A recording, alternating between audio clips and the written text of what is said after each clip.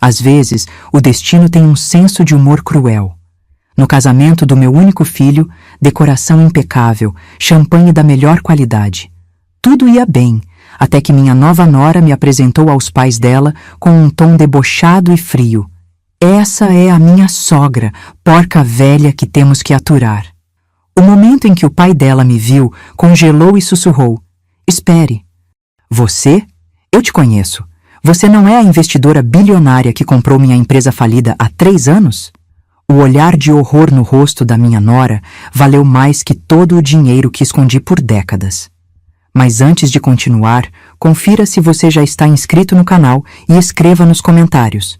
De onde você está assistindo este vídeo? Adoramos saber até onde nossas histórias estão chegando.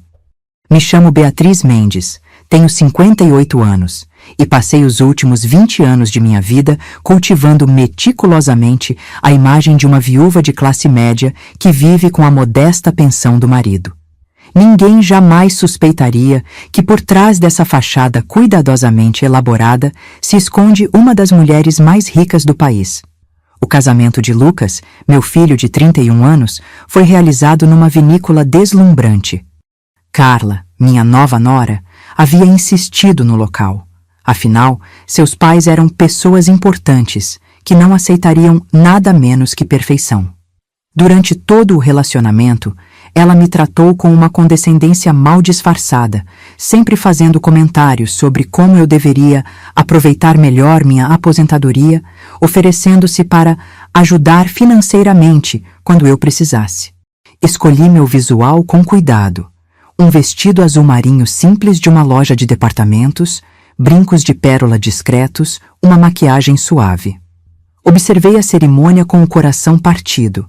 Não pela união, mas por ver meu filho gravitando para uma família que claramente o valorizava apenas por suas perspectivas futuras.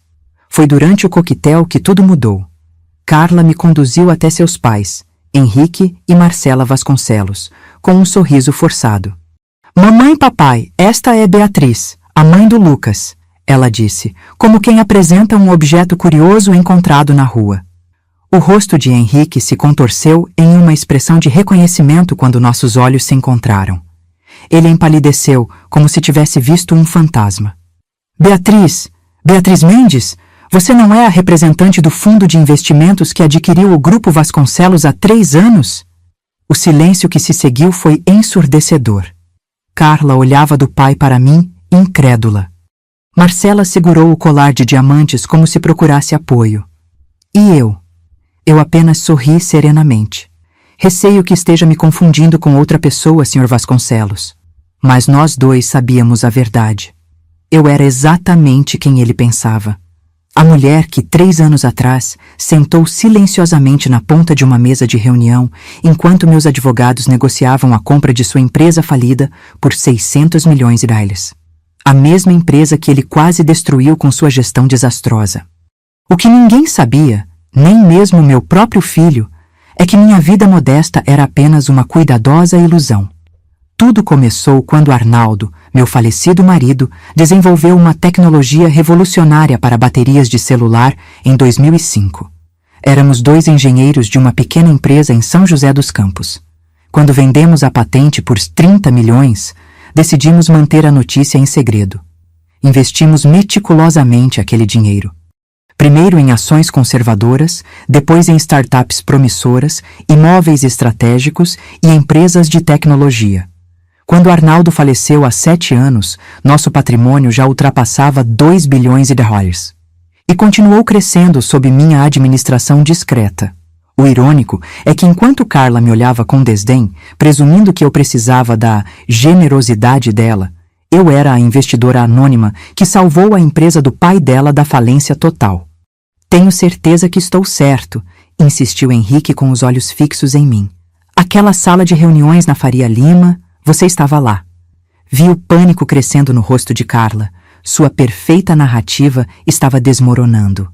Ela havia passado meses me tratando como uma velha insignificante que precisava da caridade da família dela. E agora? Sr. Vasconcelos, talvez devêssemos conversar em particular mais tarde. Respondi calmamente, tomando um gole de champanhe. Este é o dia do casamento do meu filho, afinal. Saí discretamente daquela conversa, sentindo o peso de olhares confusos nas minhas costas. Enquanto observava os convidados dançando, percebi que meu segredo, cuidadosamente guardado por 20 anos, havia sido exposto. A pergunta agora era: o que eu faria a respeito? E mais importante, como isso afetaria meu relacionamento com meu filho, que não fazia ideia de quem sua mãe realmente era? 3 dias depois do casamento, Lucas apareceu na porta do meu apartamento às 7 da manhã. Seu rosto demonstrava cansaço, como se não tivesse dormido direito desde a festa. Mãe, precisamos conversar, ele disse, entrando sem esperar convite. Preparei café enquanto o observava andar de um lado para outro na minha pequena sala. Este apartamento modesto, mas confortável, fazia parte da minha cuidadosa fachada. Poucos imaginariam que a mulher que vivia aqui poderia comprar o prédio inteiro sem fazer falta no orçamento. Você vai me contar o que aconteceu no casamento? Lucas perguntou finalmente, sentando-se à mesa da cozinha. Henrique Vasconcelos tem feito perguntas estranhas sobre você, sobre sua vida financeira, sobre o trabalho do pai. Servi café para nós dois, comprando tempo para organizar meus pensamentos. Por 2 décadas mantive esta farsa impecável, nem mesmo meu único filho sabia da verdade. Como explicar que enquanto ele trabalhava 60 horas por semana para conseguir uma promoção, eu poderia comprar a empresa dele sem nem perceber a diferença na minha conta bancária? Lucas, comecei, escolhendo cuidadosamente minhas palavras. Há coisas sobre a minha vida, sobre a nossa família, que nunca te contei. Que tipo de coisas? A tensão em sua voz era palpável. Naquele momento, meu telefone vibrou. Era uma mensagem de Carla. Beatriz, precisamos conversar. Eu e Lucas gostaríamos de almoçar com você hoje. Mostrei a mensagem para Lucas, cujo rosto demonstrou surpresa genuína. Você sabe do que se trata? Tenho minhas suspeitas, respondi. Quase imediatamente, o telefone dele tocou. Carla, é claro. Oi, amor, ele atendeu. Sua expressão mudava enquanto ouvia. Sim, estou com ela agora. Almoço? Claro, acho que podemos. Quando desligou, parecia ainda mais confuso. Carla quer que almoçamos juntos no La Vita. Disse que tem assuntos familiares importantes para discutir. O La Vita era o restaurante mais caro da cidade. Uma escolha calculada, sem dúvida. Lucas, eu disse suavemente, antes de encontrarmos com sua esposa, preciso te contar algo importante. Ele se sentou, sua expressão uma mistura de preocupação e curiosidade. Estou ouvindo. Quando seu pai desenvolveu o sistema de gerenciamento de energia para baterias, não recebemos apenas uma boa compensação, como sempre te dissemos. Quanto vocês receberam? Ele perguntou diretamente. Respirei fundo. 30 milhões. Seus olhos se arregalaram. Milhões? Mas como? Por que nunca me contaram? Foi uma decisão que tomamos juntos, seu pai e eu. Queríamos que você construísse sua própria vida, seu próprio caminho, sem a sombra de dinheiro fácil. E quanto vocês têm agora? Hesitei. A verdade completa seria de mais de uma só vez. Mais, muito mais. Investimos bem. Lucas passou as mãos pelo rosto, absorvendo a informação. Então, quando o pai de Carla pensou te reconhecer, ele estava certo. 3 anos atrás, adquiri o Grupo Vasconcelos através de uma holding que criei especificamente para esse propósito. Ninguém sabia quem era o real investidor por trás da aquisição. Meu Deus! Lucas se levantou, caminhando pela cozinha.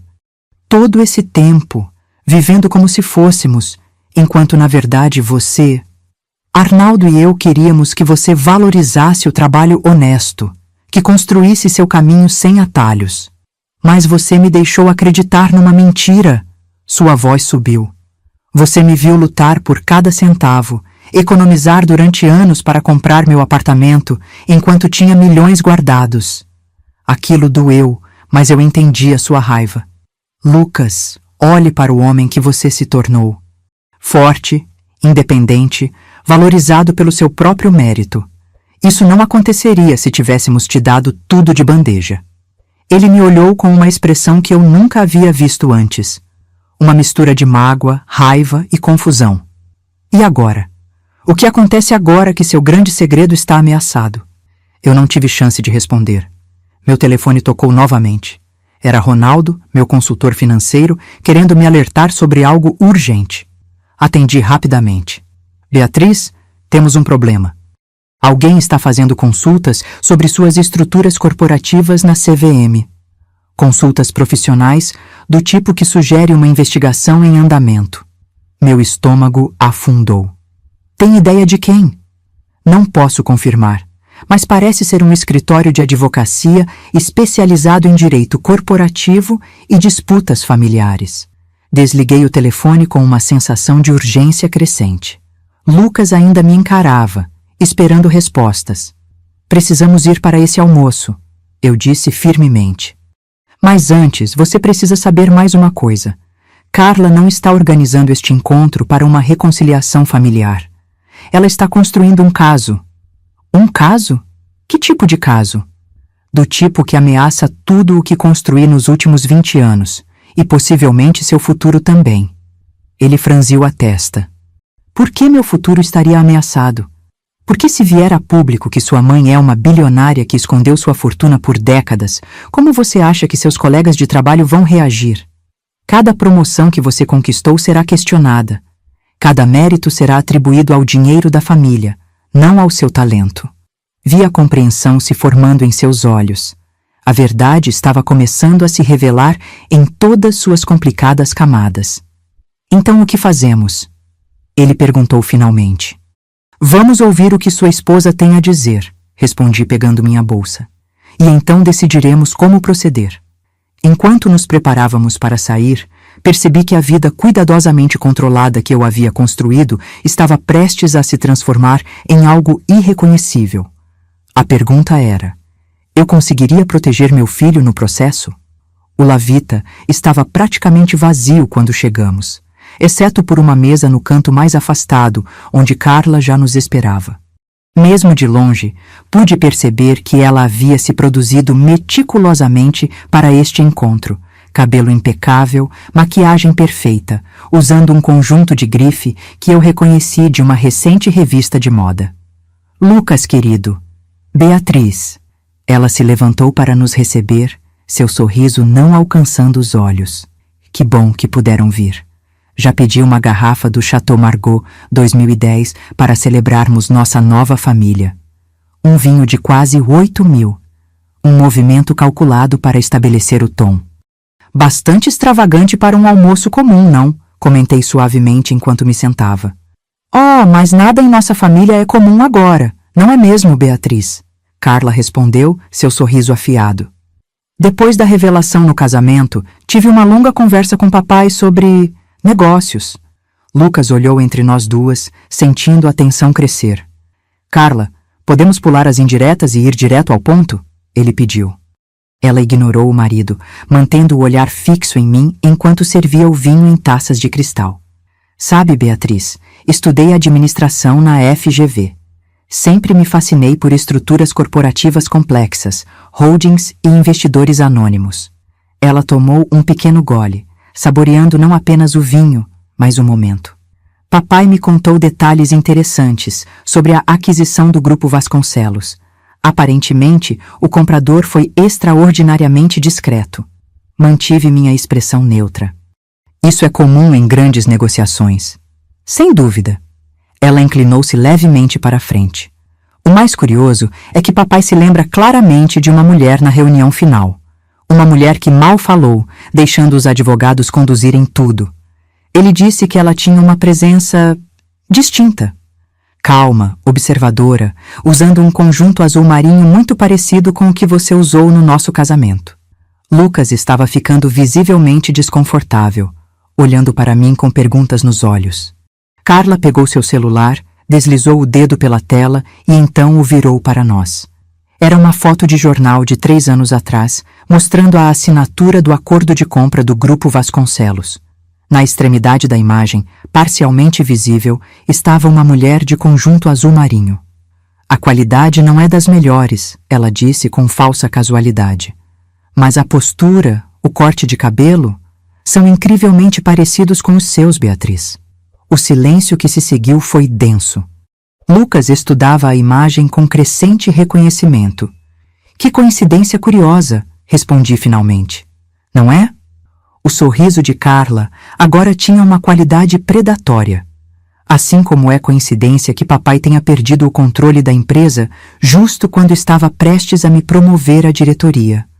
Ou que a investidora misteriosa tenha desaparecido completamente após a aquisição, como se preferisse permanecer anônima. Lucas pousou a taça com força na mesa. Carla, aonde você quer chegar com isso? Estou apenas tentando entender nossa nova dinâmica familiar. Seus olhos nunca deixaram os meus. Afinal, se minha sogra é quem eu penso que é, isso muda tudo sobre nosso futuro. Percebi então que não havia mais como manter a farsa. Carla havia conectado os pontos e estava claramente preparando o terreno para algum tipo de negociação ou confronto. Lucas, falei calmamente. Sua esposa parece acreditar que sou algum tipo de magnata secreta. E você não é? Carla desafiou. Olhei para meu filho, vendo a confusão e a dor em seus olhos. Ele merecia a verdade, mesmo que isso mudasse para sempre a maneira como ele me via. A tecnologia que seu pai desenvolveu foi mais valiosa do que deixamos você acreditar, admiti. Investimos bem o dinheiro ao longo dos anos. Quanto? Lucas perguntou diretamente. Tomei um gole de vinho, ganhando tempo. O suficiente para comprar empresas como o Grupo Vasconcelos quando identifico potencial mal administrado. Carla emitiu um som que era quase um riso de triunfo. Então você admite? Foi você quem comprou a empresa do meu pai? Adquiri uma empresa promissora que estava sendo afundada por má gestão e dívidas impagáveis, respondi calmamente, e a transformei em algo lucrativo novamente. Essa empresa era minha herança, Carla sibilou, abandonando toda a pretensão de civilidade. Eu estava sendo preparada para assumir a direção quando você apareceu com seus advogados e seu dinheiro misterioso. Lucas parecia atordoado. Vocês estão me dizendo que minha mãe comprou a empresa do seu pai e nenhum de vocês achou importante me contar isso antes do casamento? Eu não sabia até o dia do casamento, Carla respondeu rapidamente, recompondo-se. E agora estou tentando entender por que sua mãe viveria como uma pessoa de classe média quando claramente tem bilhões. Não são bilhões, corrigi automaticamente, e me arrependi imediatamente ao ver o olhar de Carla se iluminar com a confirmação. Então, o quanto estamos falando? Ela perguntou, inclinando-se para a frente. Centenas de milhões? Bilhões? Lucas bateu na mesa, fazendo os talheres tilintarem. Chega! Isso não é uma negociação de fusão corporativa, é a minha família. Carla o ignorou, mantendo o foco em mim. Beatriz, vamos ser práticas. Somos família agora. Precisamos pensar em como estruturar nossos recursos compartilhados de maneira que beneficie a todos.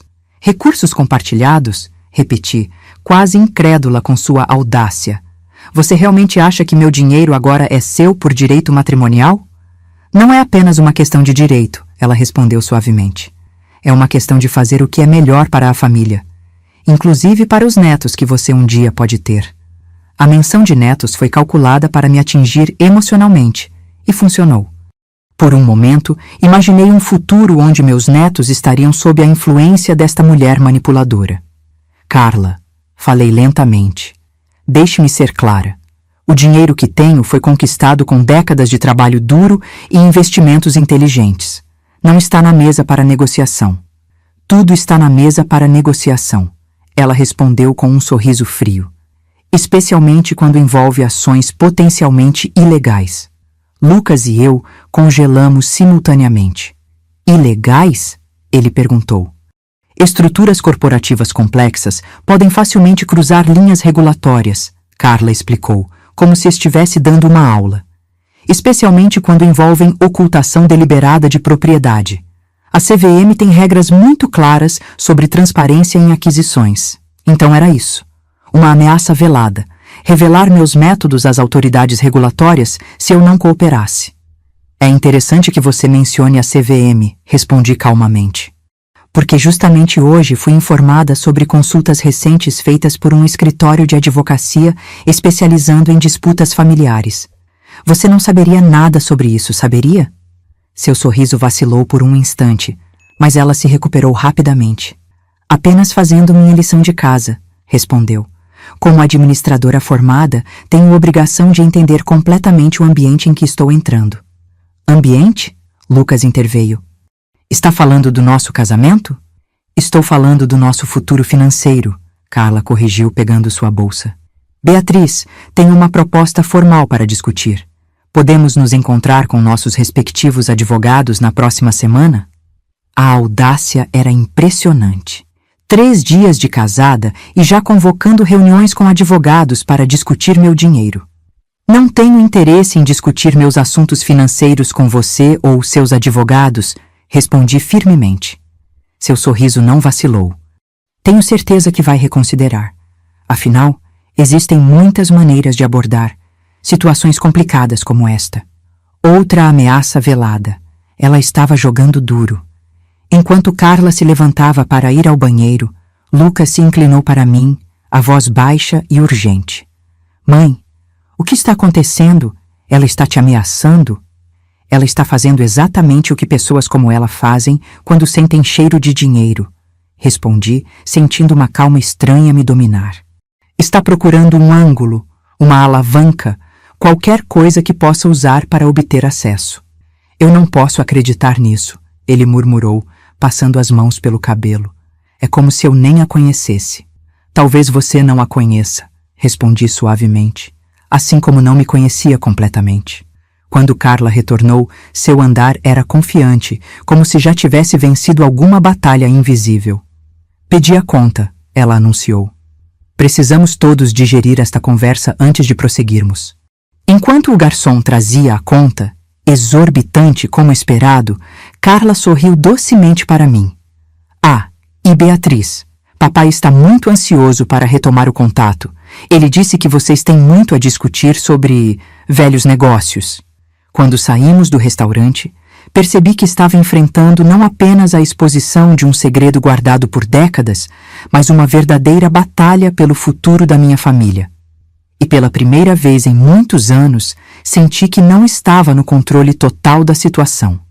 3 dias após o almoço desastroso, sentei-me no escritório de Ronaldo Meirelles, meu consultor financeiro e amigo de longa data. Enquanto ele analisava documentos em seu computador, eu observava a cidade pela janela panorâmica do 30º andar. São Paulo se estendia infinitamente, um labirinto de concreto onde eu havia escondido minha fortuna por tanto tempo. A situação é mais complicada do que imaginávamos inicialmente, Ronaldo disse, quebrando o silêncio. Sua nora não está apenas blefando. Ela realmente contratou o escritório Montenegro em Associados. Conheço a reputação deles, respondi. Especialistas em disputas familiares e investigações corporativas. Exatamente. E eles estão cavando fundo. Ele girou o monitor para me mostrar uma série de consultas feitas à CVM. Estão investigando todas as suas holdings, especialmente a estrutura usada para adquirir o Grupo Vasconcelos. Minhas estruturas são legalmente sólidas, argumentei, embora sentisse um nó no estômago. Não há nada ilegal no que fizemos. Legal sim, mas complicado de explicar, Ronaldo respondeu. Suas holdings aninhadas, as empresas offshore em Luxemburgo e Singapura, o uso de procuradores, tudo é tecnicamente legal, mas pode parecer suspeito para um regulador se apresentado da maneira certa. Ou da maneira errada, murmurei. Exatamente. E eles estão buscando qualquer irregularidade, por menor que seja. Uma assinatura fora do prazo, uma declaração de beneficiário final inconsistente. Qualquer coisa que possa iniciar uma investigação. Qual é o objetivo final dela? Perguntei, embora já imaginasse a resposta. Considerando o padrão de consultas, diria que está construindo alavancagem para uma negociação. Ronaldo abriu outro arquivo. Mas isso não é tudo. Também descobrimos algo sobre a família Vasconcelos que você deveria saber. Ele me mostrou uma série de documentos financeiros. À medida que analisava os números, a imagem se tornava clara e surpreendente. Eles estão praticamente falidos? Perguntei incrédula. Tecnicamente não ainda, mas estão muito perto disso. Ronaldo apontou para diversos empréstimos e hipotecas. A mansão dos Vasconcelos está hipotecada em 85% de seu valor. Tem 3 carros de luxo financiados. As contas de investimento foram quase esvaziadas nos últimos anos, e Henrique está mantendo o padrão de vida com cartões de crédito e empréstimos pessoais. Enquanto isso, sua filha casa com meu filho acreditando estar fazendo um bom negócio. Completei, sentindo uma mistura de ironia e tristeza. E o mais interessante, Ronaldo continuou, é que a principal fonte de renda de Henrique atualmente é o contrato de consultoria que sua empresa mantém com ele. A ironia era quase poética. O homem cuja empresa eu havia comprado e cuja filha agora tentava me chantagear dependia indiretamente de mim para manter seu estilo de vida. Há mais uma coisa, Ronaldo acrescentou hesitante. Carla abriu várias linhas de crédito recentemente, empréstimos pessoais significativos. Para financiar a investigação contra mim, concluí, ela está apostando tudo nisso. E há evidências de que ela já estava investigando você antes do casamento. Aquilo me pegou de surpresa. Como assim? Encontramos registros de que ela contratou um investigador particular há 3 meses, logo depois do noivado. Na época, a investigação era sobre verificação de antecedentes familiares do noivo. Algo estranho embrulhou meu estômago.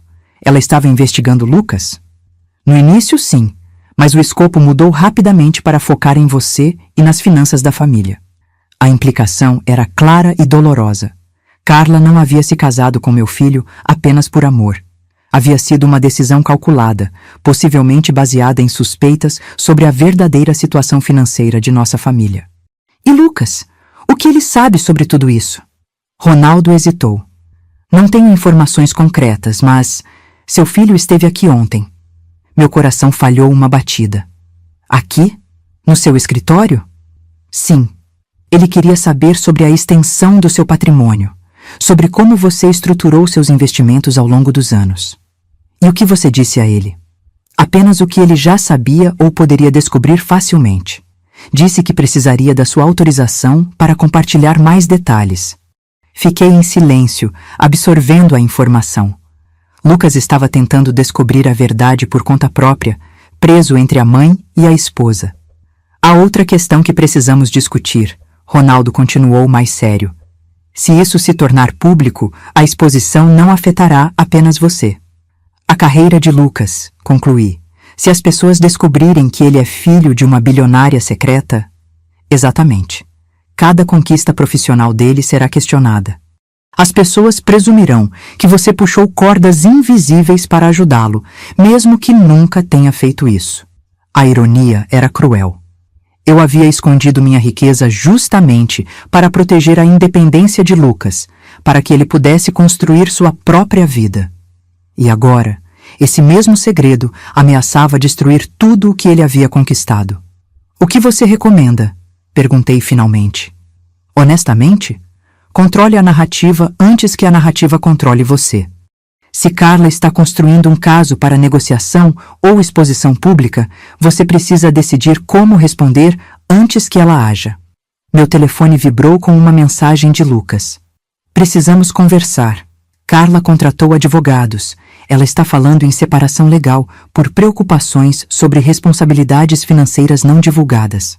Mostrei a mensagem a Ronaldo, que assentiu gravemente. É um movimento clássico. Ela está se posicionando como a parte inocente, potencialmente prejudicada pela falta de transparência da família. Depois de 3 dias de casamento, comentei amargamente. Nem deu tempo para a maquiagem da festa sair completamente. Beatriz, Ronaldo disse, inclinando-se para a frente. Você precisa decidir como quer conduzir isso. Uma coisa é certa, sua vida discreta acabou. A única questão agora é como você vai gerenciar a transição. Olhei pela janela novamente, para a cidade que havia sido cenário da minha vida dupla por tanto tempo. Por 2 décadas, eu havia sido 2 pessoas. A viúva modesta que vivia tranquilamente e a investidora implacável que construía um império nas sombras. Agora, essas 2 versões de mim estavam prestes a colidir de maneira catastrófica, com meu filho preso no meio do impacto. Agende uma reunião, disse finalmente. Eu, Lucas, Carla, os pais dela e respectivos advogados. É hora de colocar todas as cartas na mesa. Tem certeza? Ronaldo perguntou. Uma vez iniciado esse processo, não há volta. Estou cansada de viver nas sombras, respondi com uma calma que me surpreendeu. Se Carla quer uma guerra, vamos mostrar a ela exatamente com quem ela está lidando. Enquanto saía do escritório, senti um peso estranho sendo levantado dos meus ombros. Por 20 anos, vivi com medo de ser descoberta. Agora que o inevitável havia acontecido, experimentei uma sensação inesperada de liberdade. Saí do escritório de Ronaldo com uma clareza que não sentia há anos. Por 2 décadas, vivi como 2 pessoas distintas, a viúva discreta e a investidora implacável. Era hora de unificar essas identidades. Quando cheguei em casa, espalhei documentos pela mesa de jantar e abri uma garrafa de vinho que Arnaldo e eu havíamos guardado para uma ocasião especial. Esta certamente qualificava-se como uma. O líquido rubi escorreu na taça, enquanto eu revisava 20 anos de decisões estratégicas. A história dos números era fascinante. Os 30 milhões iniciais haviam se transformado em 80 milhões em 2010, depois 400 milhões em 2015. Quando Arnaldo faleceu em 2018, nosso patrimônio era de quase 1,2 bilhão. E agora, 7 anos depois, bem acima dos 3 bilhões e reais. Não era apenas dinheiro. Era uma rede meticulosamente construída de empresas, patentes, imóveis e participações minoritárias em startups promissoras. Eu tinha influência em setores que iam desde energia renovável até biotecnologia, sempre mantendo-me estrategicamente invisível. A ironia da situação com Carla era quase cômica. Durante nossos raros encontros antes do casamento, ela me tratava com condescendência mal disfarçada, perguntando se eu tinha planos de aposentadoria adequados ou se Lucas estava ajudando financeiramente, quando na verdade eu estava secretamente mantendo a empresa do pai dela funcionando. Meu telefone tocou. Era Lucas. Mãe, precisamos conversar. Carla acabou de me dizer que marcou uma reunião com advogados para a próxima semana. Eu sei. Ronaldo me contou. Silêncio do outro lado. Você já falou com Ronaldo sobre isso? Lucas, tenho trabalhado com Ronaldo há mais de 15 anos. Ele gerencia a maior parte dos meus investimentos. Outro silêncio. É estranho ouvir você falar assim, como uma... bilionária? Completei por ele. Essa sou eu há muito tempo, filho. Só não deixei você saber. Por quê? A pergunta veio carregada de mágoa. No início, foi para proteger você, para garantir que construísse seu próprio caminho. Depois, acho que foi o hábito. A privacidade se tornou viciante. Bem, essa privacidade acabou, ele disse amargamente. Carla está obcecada. Contratou 2 escritórios de advocacia diferentes. Um para o possível divórcio e outro para investigar suas estruturas corporativas, foi como ela chamou. Divórcio? Depois de uma semana? Ela diz que não pode permanecer casada com alguém cuja família escondeu informações financeiras relevantes. A audácia era impressionante. Lucas, preciso te perguntar algo importante e preciso que seja completamente honesto comigo. O quê? Você realmente ama Carla? Houve uma longa pausa. Eu pensei que amava. Agora não sei mais quem ela é. Ela disse algo sobre os pais dela precisarem de dinheiro? Sobre dificuldades financeiras? Não exatamente, mas... Ele hesitou. Algumas semanas antes do casamento, ela mencionou que os pais estavam considerando vender a casa de praia porque era um gasto desnecessário. Ela parecia bastante preocupada. Outro indício. Carla provavelmente sabia da situação financeira precária dos pais e via no casamento uma solução. Lucas, vou te contar algo que descobrimos. A situação financeira dos Vasconcelos é muito pior do que aparenta. Eles estão afundados em dívidas, mantendo as aparências com empréstimos. Como você sabe disso? Eu investigo pessoas antes de fazer negócios com elas. É parte do que me manteve bem-sucedida. Ouvirei um suspiro pesado. Isso é loucura. Tenho a sensação de que não conheço ninguém nessa história. Nem você, nem Carla, nem meus sogros. Sei que é difícil processar tudo isso, mas precisamos estar preparados para a reunião da próxima semana. Qual é seu plano? Sorri, embora ele não pudesse me ver. Acredito que já é hora de mostrar exatamente quem é Beatriz Mendes. Passei os próximos dias preparando-me meticulosamente para a reunião. Consultei não apenas Ronaldo, mas também Teresa Campos, minha advogada há mais de uma década. Juntos, desenvolvemos uma estratégia abrangente para lidar com as ameaças de Carla. Na véspera da reunião, Lucas apareceu no meu apartamento. Parecia exausto, com olheiras profundas e uma expressão que misturava confusão e determinação. "Posso entrar?" perguntou, embora já estivesse no corredor. "Claro." Ele caminhou diretamente para a janela, olhando para a cidade antes de se virar para mim. "Preciso entender algumas coisas antes de entrarmos naquela sala amanhã." "O que quer saber?" "Tudo. Quero saber tudo, sem mais segredos." Assenti e indiquei o sofá. Nos sentamos frente a frente, como estranhos tentando se reconectar. "Quando seu pai desenvolveu o sistema de gerenciamento de energia, já éramos casados há 8 anos, comecei. Trabalhávamos na mesma empresa de tecnologia, mas em departamentos diferentes. Ele no desenvolvimento, eu na engenharia estrutural." Lucas assentiu, ouvindo atentamente. "A tecnologia revolucionou a eficiência energética dos dispositivos móveis. Foi quando os smartphones estavam apenas começando, mas Arnaldo previu o futuro. Dispositivos cada vez menores, precisando de baterias cada vez mais eficientes. E vocês venderam a patente por 30 milhões. Exato. O comprador foi uma multinacional americana. No mesmo dia que assinamos o contrato, seu pai e eu sentamos e discutimos o que isso significaria para nossa família. Especialmente para você. Por que não me contaram?" Hesitei, buscando as palavras certas. "Lucas, nós dois viemos de famílias de classe média. Trabalhamos duro por tudo que conquistamos. Vimos muitos colegas receberem heranças ou dinheiro fácil e se perderem. Não queríamos isso para você." "Então mentiram." "Não contamos toda a verdade", corrigi suavemente. "Queríamos que você crescesse valorizando o trabalho, o esforço, a construção de algo por mérito próprio." "E depois? Quando me formei, comecei minha carreira? Por que continuaram escondendo?"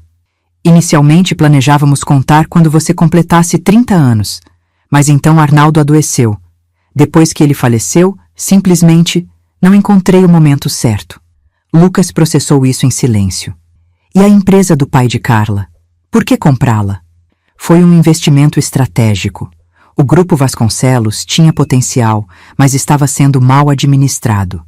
Henrique Vasconcelos expandiu rápido demais, assumiu dívidas impagáveis e estava prestes a falir completamente.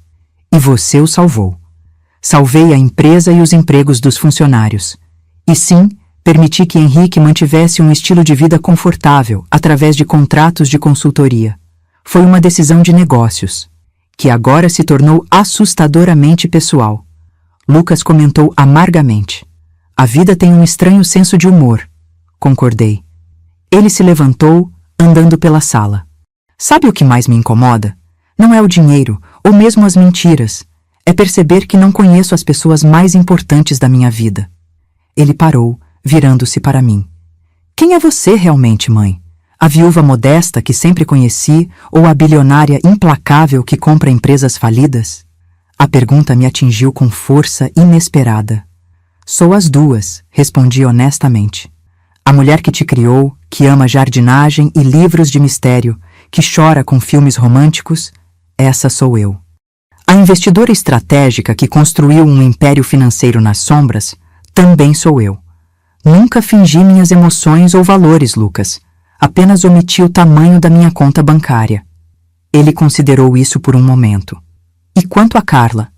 Quem é ela realmente?" "Isso", respondi suavemente, "é algo que você precisará descobrir por si mesmo amanhã." A sala de reuniões no escritório de Ronaldo era imponente. Paredes de vidro, vista para a cidade e uma mesa de madeira maciça que acomodava confortavelmente 10 pessoas. Cheguei 20 minutos antes do horário marcado, acompanhada por Ronaldo e Teresa. "Está pronta?" Teresa perguntou, arrumando seus documentos. Mais do que nunca, respondi. Lucas chegou pouco depois, sozinho e visivelmente tenso. Nossos olhares se encontraram e percebi que ele havia tomado uma decisão, embora eu não soubesse qual. Às 10h em ponto, a secretária anunciou a chegada dos demais participantes. Carla entrou primeiro, impecável em um terno executivo cinza, seguida por seus pais e um homem de meia-idade que imediatamente reconheci como Gustavo Montenegro, um dos advogados corporativos mais agressivos de São Paulo. Bom dia a todos, Ronaldo começou, assumindo o papel de anfitrião. Creio que todos sabem por que estamos aqui. Estamos aqui porque fomos enganados. Carla respondeu imediatamente, seu tom profissional mais afiado. Minha família entrou em uma união que foi baseada em informações incompletas e potencialmente enganosas. Teresa levantou uma sobrancelha. Interessante escolha de palavras, Sra. Vasconcelos, considerando as circunstâncias. Quais circunstâncias? Perguntou Henrique Vasconcelos, claramente desconfortável. Vamos estabelecer alguns fatos básicos, propus calmamente.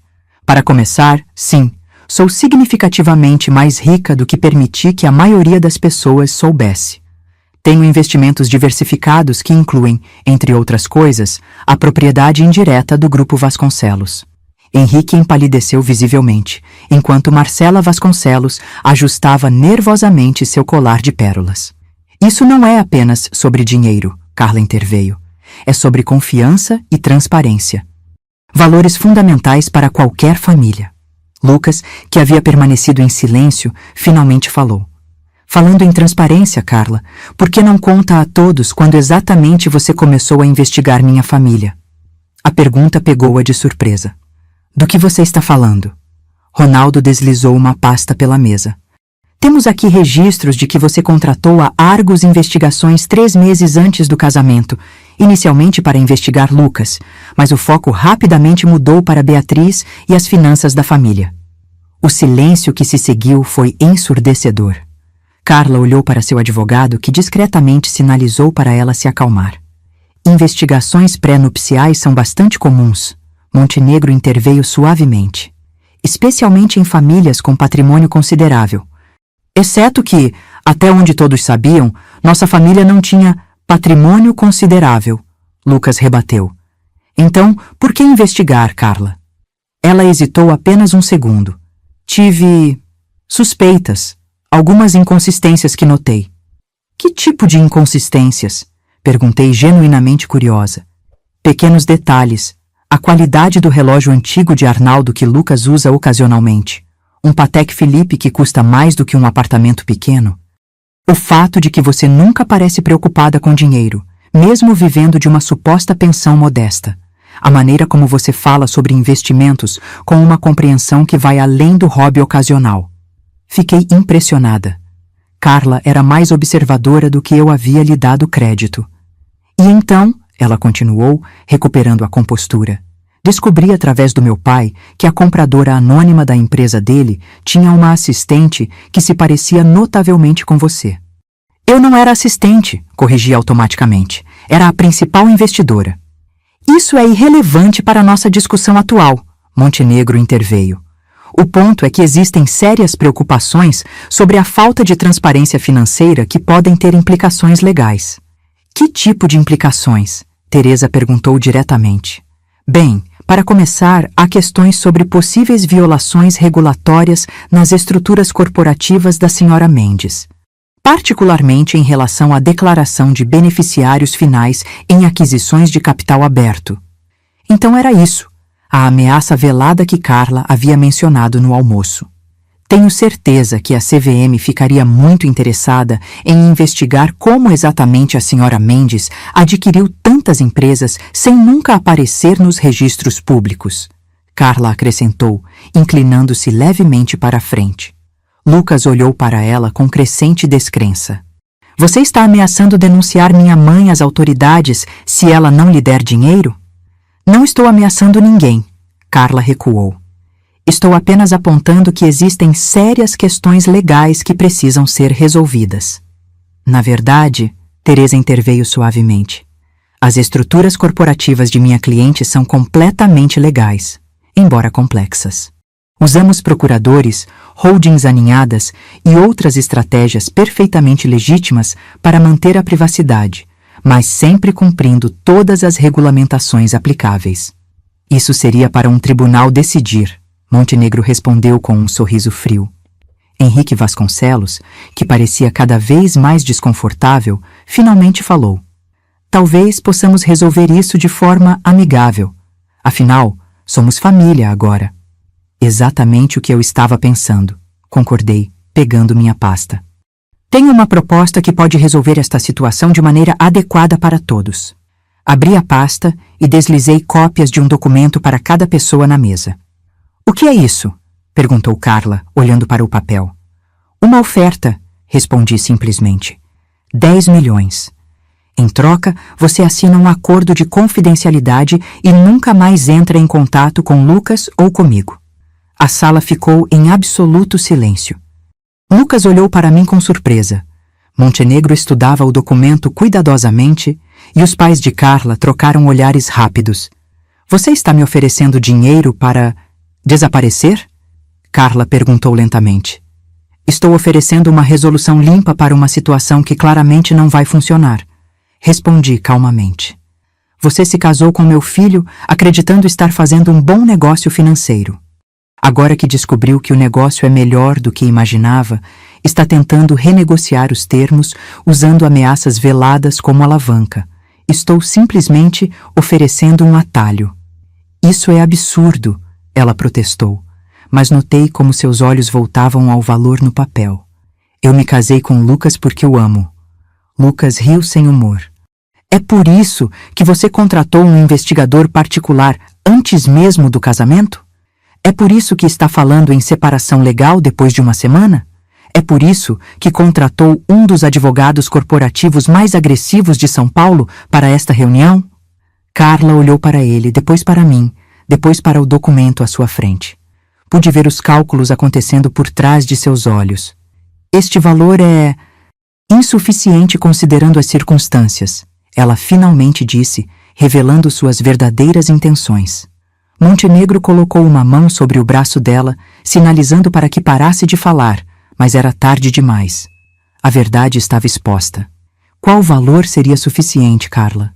Lucas perguntou com voz baixa. Quanto custa exatamente a sua integridade? Antes que ela pudesse responder, coloquei outro documento na mesa.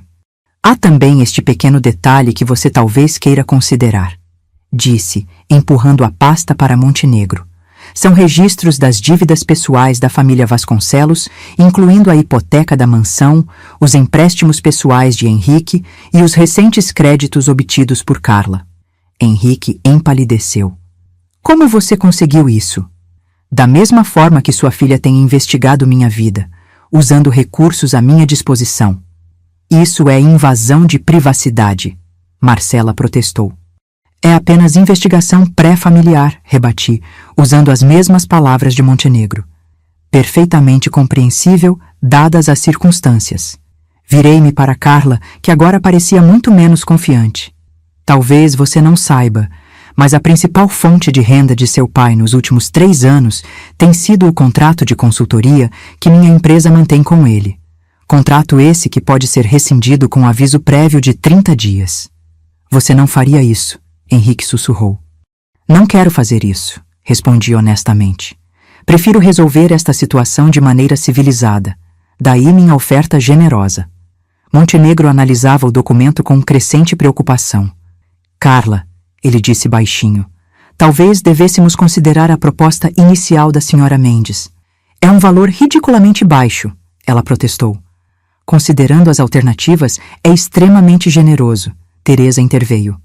Especialmente porque todas as estruturas corporativas de minha cliente podem suportar o mais rigoroso escrutínio legal.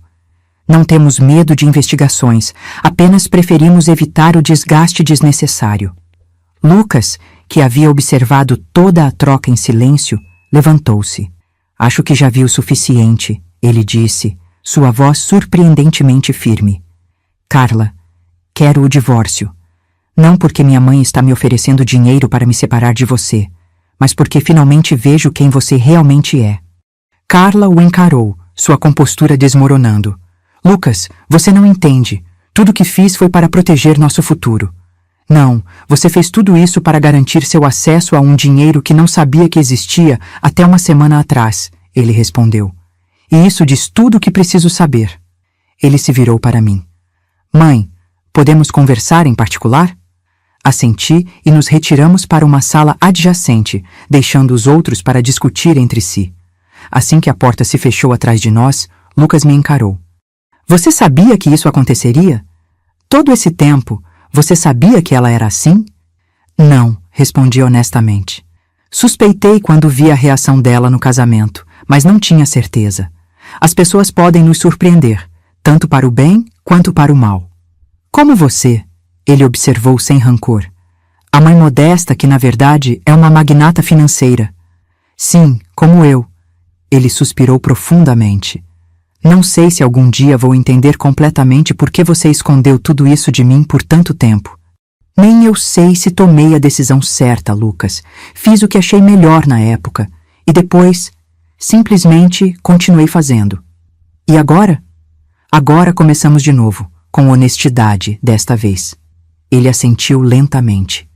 Quanto à sua oferta para Carla, 10 milhões é um preço baixo para remover alguém tão tóxico de nossas vidas, respondi simplesmente.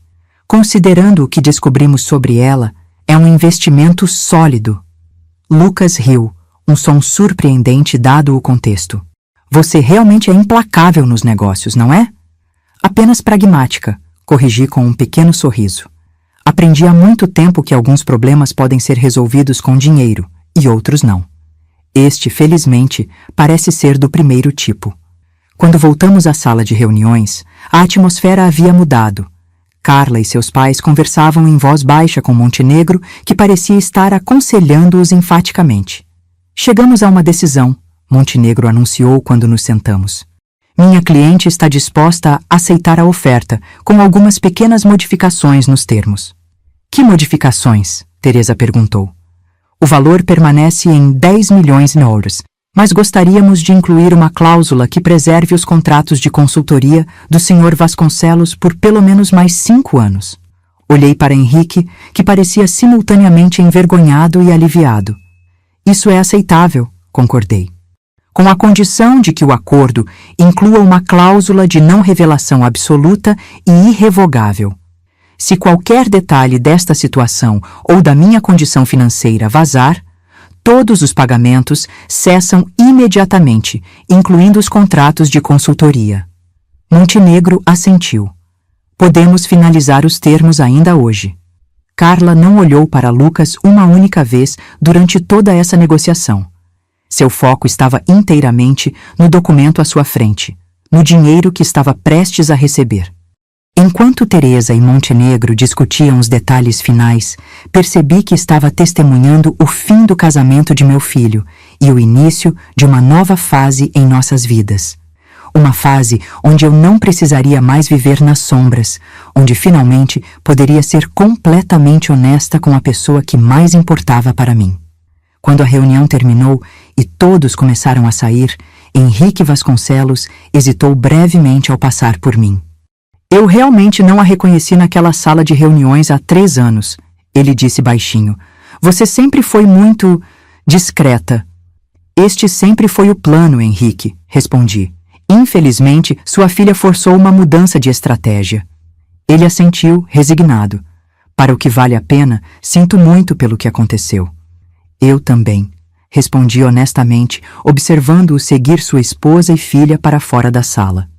Lucas permaneceu ao meu lado enquanto todos saíam, seu rosto refletindo uma mistura complexa de emoções. E agora?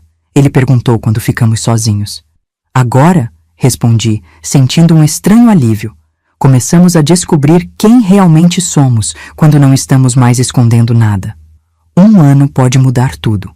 365 dias após aquela reunião fatídica, eu me encontrava em uma situação completamente diferente, física e emocionalmente. O divórcio de Lucas e Carla foi finalizado em tempo recorde.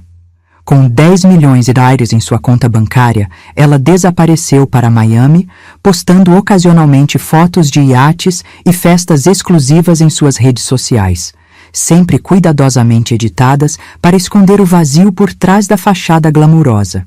Henrique Vasconcelos manteve seu contrato de consultoria, embora raramente aparecesse nos escritórios. Pelo que ouvi, ele e Marcela conseguiram reestruturar suas finanças o suficiente para manter a mansão, embora tenham vendido discretamente várias propriedades secundárias e alguns dos carros mais ostensivos. Quanto a mim, vendi meu modesto apartamento no centro da cidade, o símbolo de minha antiga vida de discrição, e comprei uma casa espaçosa nos arredores de São Paulo. Nada extravagante ou chamativo, apenas confortável o suficiente para refletir quem eu realmente era. Uma mulher que apreciava espaço para seus livros, um jardim para suas plantas e um escritório adequado para continuar gerenciando seus investimentos.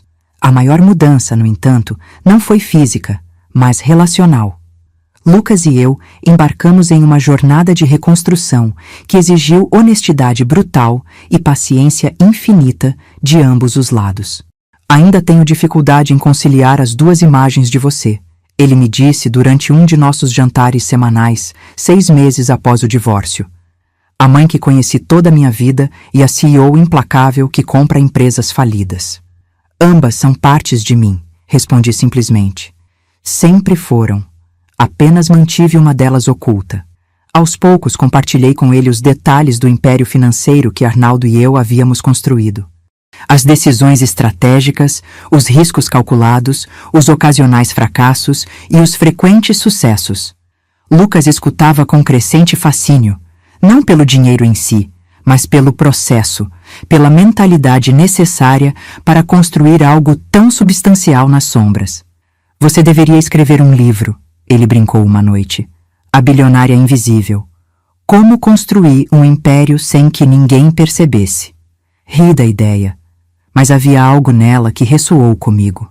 Não o livro em si, mas o conceito de emergir das sombras, de finalmente permitir que o mundo visse quem eu realmente era. Foi isso que me levou à minha próxima grande decisão. Após consultar Lucas e meus assessores, decidi criar a Fundação Arnaldo Mendes, dedicada a apoiar jovens engenheiros com ideias inovadoras, especialmente de comunidades carentes. A Fundação ofereceria não apenas capital semente, mas também mentoria e infraestrutura para desenvolver e patentear novas tecnologias. Papai teria adorado isso, Lucas comentou quando apresentei a ideia. Ele sempre dizia que o Brasil tinha talentos brilhantes que nunca chegavam a se desenvolver por falta de oportunidades. Exatamente. Pense em quantos Arnaldos existem por aí com ideias revolucionárias trancadas na mente porque não têm 5.000 réis para construir um protótipo. No dia do lançamento oficial da Fundação, fiz minha primeira aparição pública como a pessoa que realmente era. Não houve grande fanfarra ou anúncios bombásticos. Apenas um pequeno evento com estudantes de engenharia, professores universitários e alguns jornalistas selecionados. A senhora Mendes tem evitado os holofotes por décadas, observou uma repórter do Caderno de Economia. O que a fez mudar de ideia agora? Digamos que aprendi que há momentos em que o anonimato serve a um propósito e momentos em que a visibilidade pode gerar mais impacto positivo, respondi. Este projeto exige visibilidade para inspirar outros a participarem. Enquanto isso, Lucas também passou por suas próprias transformações. Inicialmente, ele temeu que a revelação sobre a riqueza familiar afetaria sua carreira, mas ocorreu o oposto. Seu chefe, ao descobrir que ele era filho de uma bilionária e mesmo assim continuava trabalhando diligentemente e construindo sua própria carreira, desenvolveu ainda mais respeito por ele. Ele me disse que muitos herdeiros nunca teriam se dado ao trabalho de construir algo próprio, Lucas me contou, ainda surpreso com a reação. Aparentemente, meu comprometimento com o crescimento pessoal, apesar das circunstâncias, me torna um candidato ainda melhor para a promoção. Sorri ao ouvir isso. Viu? O plano funcionou, apenas de uma maneira que não prevíamos. Uma tarde, cerca de 1 ano após toda a saga começar, Lucas apareceu na minha casa com uma expressão que eu não via há muito tempo, um misto de nervosismo e entusiasmo. Tenho novidades, ele anunciou, aceitando a xícara de chá que ofereci. Conheci alguém. Meu coração saltou, tanto de alegria quanto de apreensão. Me conte sobre ela. Ela se chama Ana. É arquiteta. Trabalha principalmente com projetos sustentáveis. Ele sorriu, um sorriso genuíno que atingia seus olhos. Conheci ela em uma palestra sobre materiais renováveis. Ela parece interessante, comentei, genuinamente curiosa. Ela é diferente. Quando mencionei que minha mãe era investidora, ela perguntou em que tipo de empresas você investe. Não pelo valor, mas porque ela só sai com pessoas cujas famílias têm valores éticos alinhados aos dela. Ri da ironia. Ela se preocupa se investimos em combustíveis fósseis ou armas, não se temos 1 ou 10 bilhões. Exatamente, ele confirmou. Passei no primeiro teste ao mencionar a Fundação Arnaldo Mendes. Aparentemente, investir em jovens engenheiros de comunidades carentes é aceitavelmente progressista, segundo os padrões dela. Ela me parece intrigante, admiti. Quando vou conhecê-la? Sobre isso, ele hesitou. Gostaria de convidá-la para jantar aqui no próximo fim de semana, mas tenho um pedido. Qual? Pode ser apenas você? Não a investidora bilionária, não a fundadora da Fundação Arnaldo Mendes. Apenas minha mãe que adora jardinagem e livros de mistério. Olhei para ele, compreendendo imediatamente o que pedia. Não era rejeição do meu novo eu autêntico, mas sim um desejo de apresentar nossa família de maneira mais normal e humana para alguém importante em sua vida. Claro, respondi com um sorriso. Nada de planilhas financeiras ou discussões sobre aquisições hostis durante o jantar. Ele relaxou visivelmente. Obrigado. Ela é especial. Não quero que se sinta intimidada antes de realmente te conhecer. No sábado seguinte, preparei um jantar simples, mas delicioso. A lasanha vegetariana que sempre foi a favorita de Lucas, salada caprese e um tiramisu caseiro que Arnaldo me ensinou a fazer. Vesti-me de maneira casual, elegante, nada ostensivo. Enquanto ajeitava as flores da mesa, percebi como me sentia curiosamente leve. Por quase 20 anos, cada interação social havia sido cuidadosamente coreografada. Cada comentário, cada item de vestuário, cada detalhe de meu apartamento, tudo calibrado para reforçar a imagem da viúva modesta, nem muito pobre, nem muito rica. Era exaustivo, percebi agora, viver constantemente consciente da impressão que estava criando. A campainha tocou às 7 em ponto. Respirei fundo e abri a porta para meu filho e a mulher que claramente havia trazido um brilho de volta aos olhos dele. Ana era diferente de Carla em todos os aspectos possíveis. Cabelos escuros e cacheados presos em um coque despretensioso, óculos de armação simples, vestido de algodão estampado e botas baixas que pareciam escolhidas mais pela praticidade do que pelo visual. Carregava um pequeno vaso de suculentas. Para a sua casa, ela disse, me entregando o presente com um sorriso sincero. Lucas mencionou que você gosta de plantas. Obrigada, Ana. É adorável. Convidei-os a entrar, notando como Ana observava cada detalhe da casa com um olhar apreciativo, mas não calculista. Seu jardim é magnífico, ela comentou enquanto caminhávamos para a sala. Aquelas hortênsias azuis são difíceis de cultivar neste clima. Foram anos de tentativa e erro, admiti. E muito composto caseiro. O jantar fluiu com uma naturalidade surpreendente. Ana era eloquente e apaixonada ao falar sobre arquitetura sustentável, contando com entusiasmo sobre um projeto recente para uma escola rural que utilizava apenas materiais locais e técnicas de baixo impacto ambiental. O mais gratificante foi ver as crianças se envolvendo no processo, ela explicou. Elas ajudaram a construir as paredes de taipa, aprendendo técnicas tradicionais que provavelmente teriam sido perdidas em outra geração. Isso me lembra do trabalho da fundação do meu marido, comentei. Ele sempre acreditou que a tecnologia deveria ser acessível e beneficiar comunidades reais, não apenas corporações. Ana assentiu energicamente. Exatamente. Desenvolvimento sustentável não é apenas sobre materiais ecológicos, mas sobre fortalecer comunidades e criar autonomia. Em nenhum nenhum momento ela perguntou sobre minhas finanças ou fez comentários sobre minha casa, exceto para elogiar os aspectos que genuinamente admirava, como as prateleiras de livros ou o jardim. Após o jantar, enquanto Lucas ajudava a servir o café, Ana parou diante de uma fotografia na estante. Arnaldo e eu, jovens, em nossa primeira viagem internacional, sorrindo em frente à Torre Eiffel. Vocês parecem tão felizes aqui, ela comentou suavemente. Éramos, confirmei, sentindo a familiar mistura de saudade e gratidão que sempre acompanhava memórias de Arnaldo. Aquela foi nossa primeira grande aventura juntos. Lucas fala muito sobre o pai. Parece ter sido um homem extraordinário. Ele era, concordei.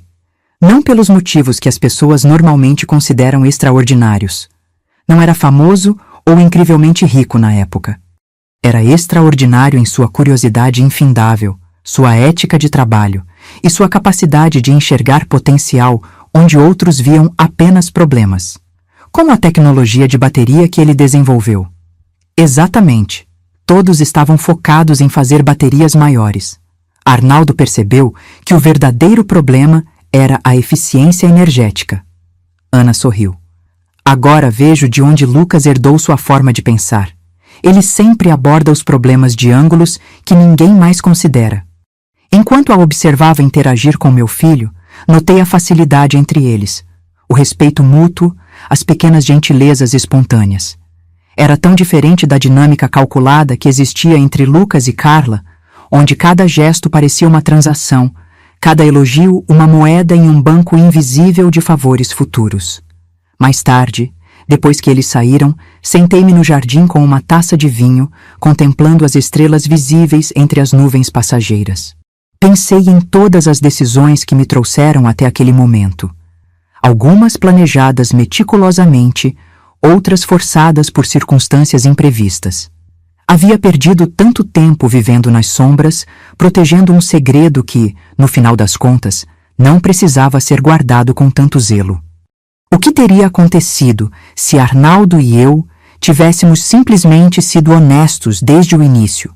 Se tivéssemos ensinado Lucas sobre dinheiro, privilégio e responsabilidade de maneira direta, em vez de esconder completamente nossa situação financeira? Talvez ele teria se tornado uma pessoa diferente, mais indulgente, menos determinado.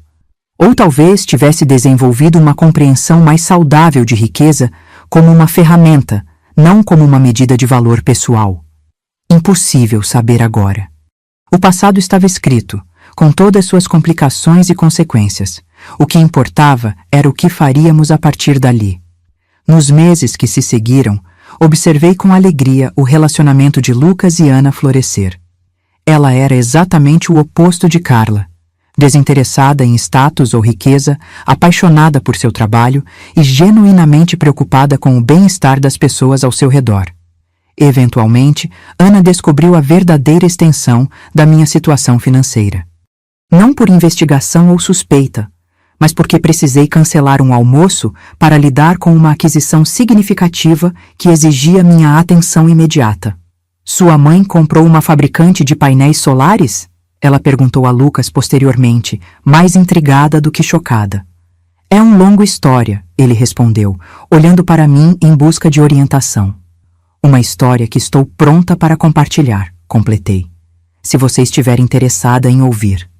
E assim, numa tarde de domingo, contei a Ana toda a história. A patente de Arnaldo, nossa decisão de manter o dinheiro em segredo, os anos construindo um império invisível, até a revelação dramática no casamento de Lucas e tudo que se seguiu. Em vez de julgamento ou espanto, Ana ouviu com compreensão reflexiva, fazendo perguntas ocasionais que demonstravam um interesse genuíno, não no dinheiro em si, mas no impacto psicológico de viver uma vida dupla por tanto tempo. Deve ter sido exaustivo, ela comentou quando terminei.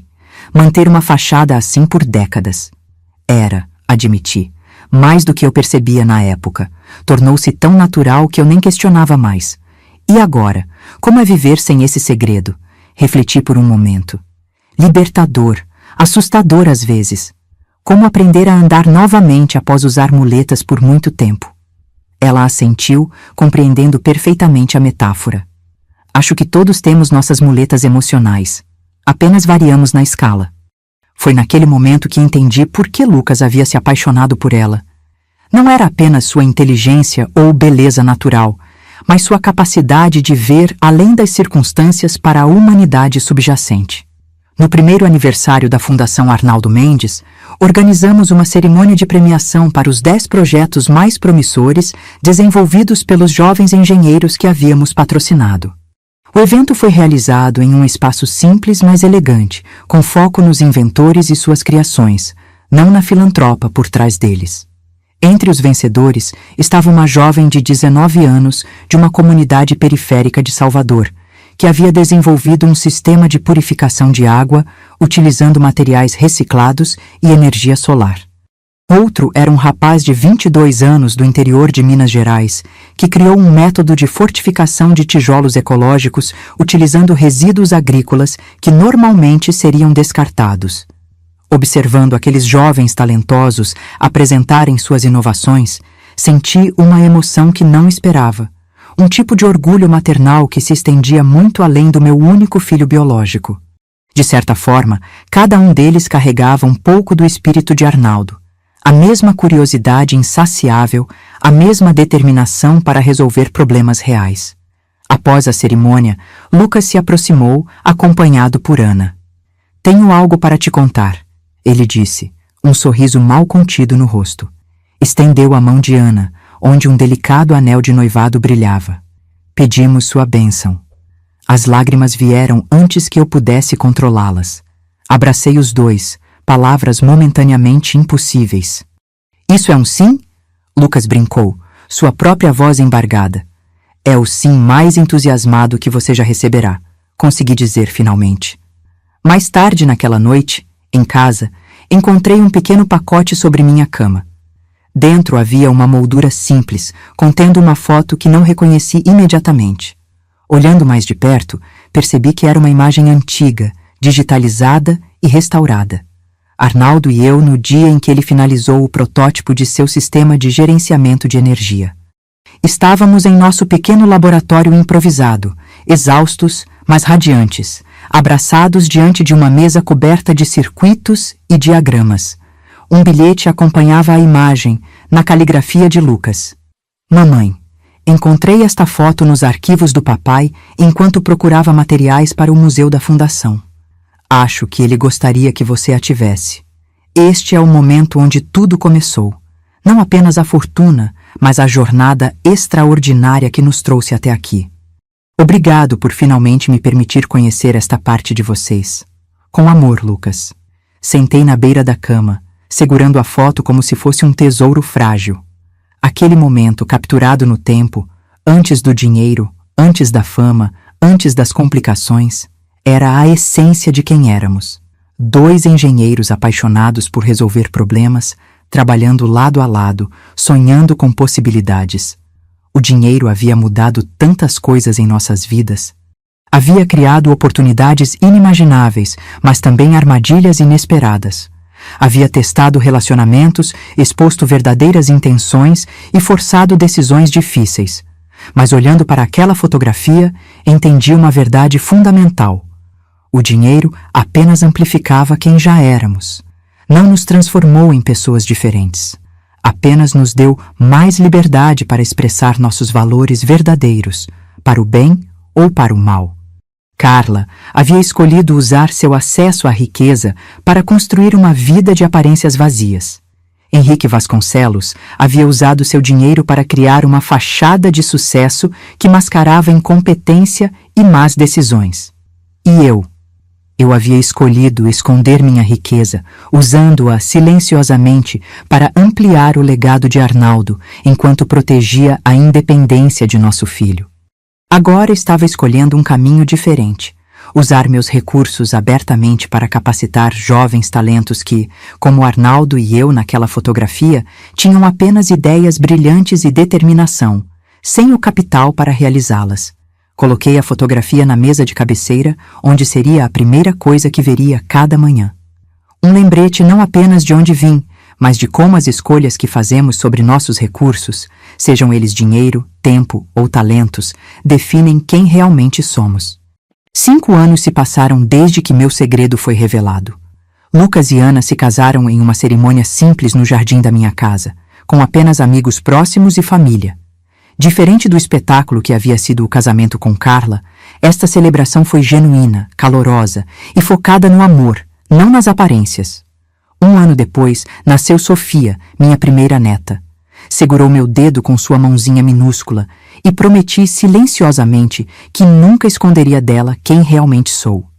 Ela cresceria compreendendo tanto o privilégio quanto a responsabilidade que acompanha nossa situação familiar. A Fundação Arnaldo Mendes prosperou além das minhas expectativas mais otimistas.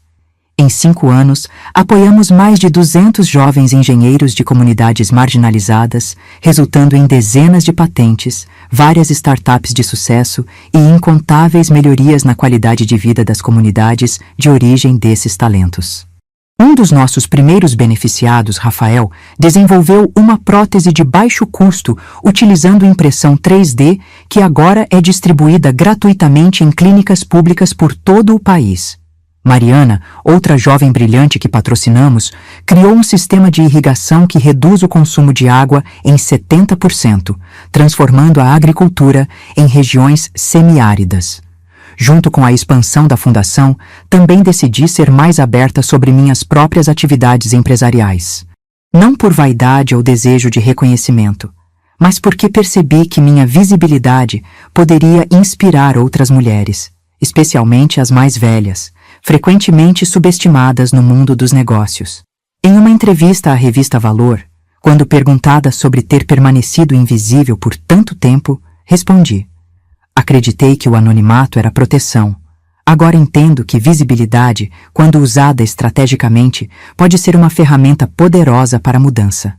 A repórter, uma jovem ambiciosa no início da carreira, olhou para mim com uma mistura de admiração e curiosidade. Algum arrependimento sobre manter seu império em segredo por tanto tempo? Pensei cuidadosamente antes de responder. Arrependimento é uma emoção complicada. Tomei decisões baseadas no que acreditava ser melhor naquele momento. Algumas foram acertadas, outras não. O que aprendi é que segredos têm peso próprio. Quanto mais tempo os carregamos, mais pesados se tornam. O artigo resultante, A Bilionária Invisível, tornou-se viral, gerando discussões sobre mulheres no mundo corporativo, riqueza discreta versus ostentação e as motivações por trás da filantropia. Recebi centenas de mensagens de mulheres de meia idade e mais velhas que se identificaram com minha história de reinvenção tardia. Uma delas me tocou particularmente.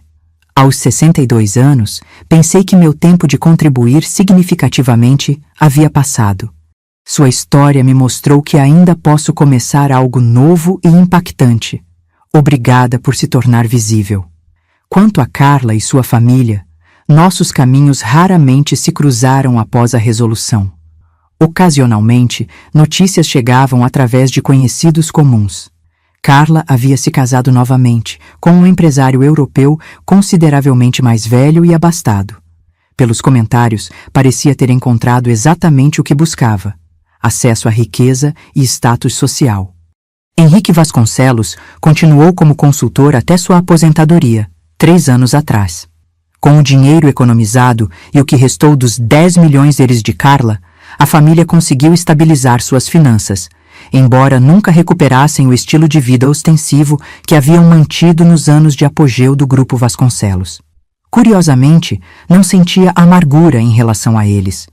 Mesmo Carla, com sua ambição fria e cálculos implacáveis, era apenas um produto de seus valores e circunstâncias. Ela havia sido criada para valorizar status e segurança financeira acima de tudo, e simplesmente seguiu o caminho que considerava mais eficiente para atingir esses objetivos. Em uma estranha reviravolta do destino, uma das empresas em que investi recentemente acabou adquirindo a pequena firma de marketing onde Carla trabalhava atualmente em Barcelona. Quando o relatório da aquisição chegou à minha mesa e vi seu nome entre os funcionários, tive que sorrir com a ironia. O mundo dos negócios era realmente pequeno, e os círculos da vida frequentemente se fechavam de maneiras inesperadas. Decidi não interferir. Ela manteria seu emprego, avaliada por seus próprios méritos profissionais, sem qualquer influência positiva ou negativa da minha parte. Era o mais justo e, francamente, o mais interessante. Estava curiosa para ver como ela prosperaria, ou não, por conta própria, sem conexões familiares ou estratégicas para alavancar. Em uma tarde tranquila de outono, Lucas e Ana vieram me visitar com Sofia, agora uma menina esperta de 4 anos, e seu irmãozinho recém-nascido, Arnaldo, nomeado em homenagem ao avô que nunca conheceu. Enquanto as crianças brincavam no jardim que eu havia cuidadosamente cultivado ao longo dos anos, Lucas me entregou um envelope. "O que é isso?" perguntei, intrigada com seu sorriso enigmático. "Abra." Dentro havia documentos oficiais para uma nova entidade, Instituto Sofia Mendes para a Educação Científica de Meninas. "O quê?" comecei confusa. "Ana e eu decidimos criar este instituto com parte da herança que recebi do papai", Lucas explicou. "Será focado em identificar meninas com talento para ciências em comunidades carentes e oferecer-lhes bolsas de estudo, mentoria e recursos desde o ensino fundamental até a universidade." Lágrimas encheram meus olhos. "É lindo, Lucas." "Mas por que Sofia Mendes? Por que não Arnaldo Mendes, como a fundação?"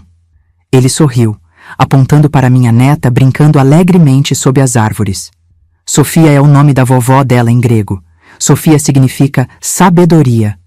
Mas também é uma homenagem a você, mãe.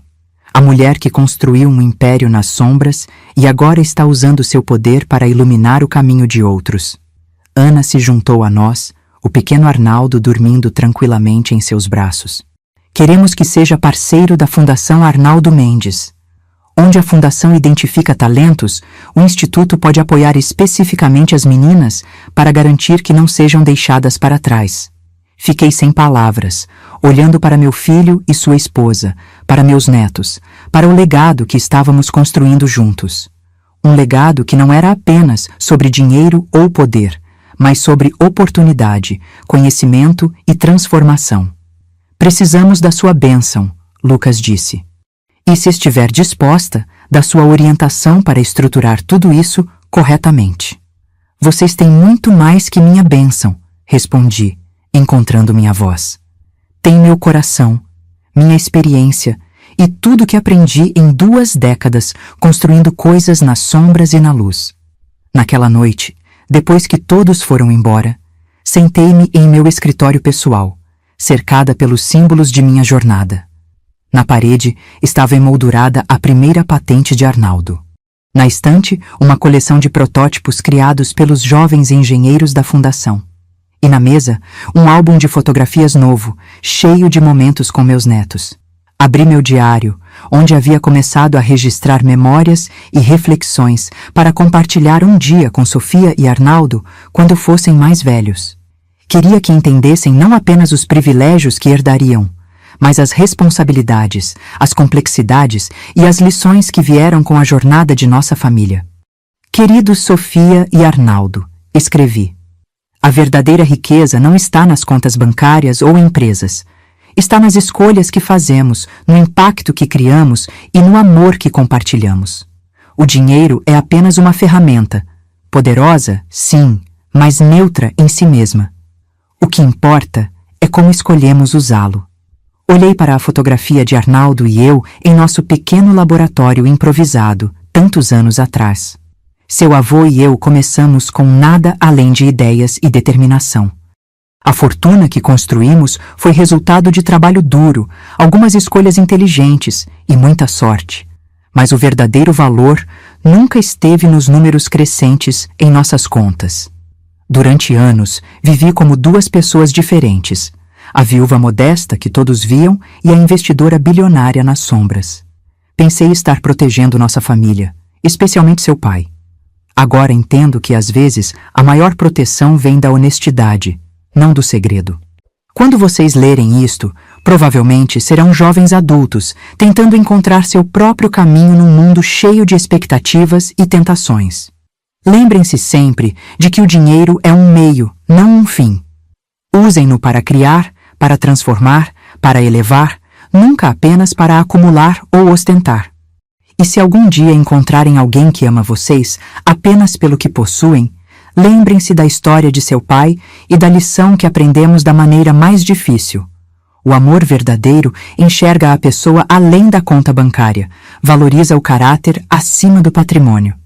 Fechei o diário, sentindo uma paz que havia buscado por muito tempo. Minha jornada de viúva modesta a filantropa visível havia sido repleta de desafios, revelações e transformações.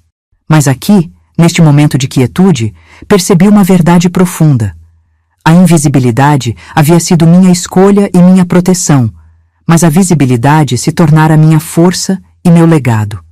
Agora que tinha finalmente me permitido ser completamente vista, não apenas como uma mulher rica, mas como uma pessoa complexa com valores, visão e propósito, estava descobrindo um tipo inteiramente novo de liberdade. Não a liberdade das sombras, onde me escondia do julgamento e das expectativas, mas a liberdade da autenticidade, onde cada ação, cada decisão, cada investimento poderia refletir exatamente quem eu realmente era e o mundo que esperava ajudar a construir. A fortuna secreta não era mais secreta, e eu não era mais apenas seu guardião silencioso, mas sua administradora vocal, transformando-a de um império oculto em um legado visível que duraria muito além da minha própria vida. Agora, se você gostou dessa história, já clica nesse próximo vídeo que está aparecendo na tela, porque nele a história de traição e reviravolta como você nunca viu antes.